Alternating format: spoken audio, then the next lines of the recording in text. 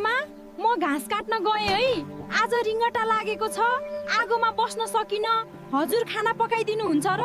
मैले नै सबै थोक गर्ने भए तेरो के काम? त्यति सानो डोको बोकेर के घाँस काट्न गएको गएर सुत कामचोर। म दुई जिउकी हुँदा त टिठाउनु न आमा। हजुरले पनि त भोगेर आउनु। भाको रिङ्गटा लागेर अडिन सकेको छैन। तेरो सधैँको त्यस्तै हो। म पेटकी हुँदा दुई भारी घाँस काटेर ल्याउँथे।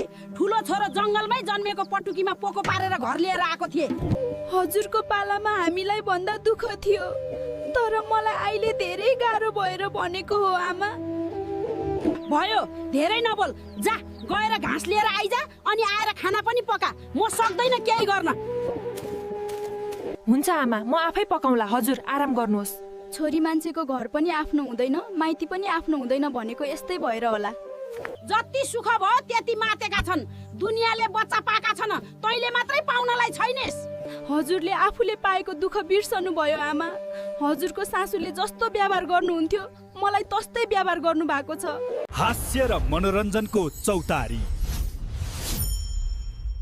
कमेडी चौतारी अफिसियल।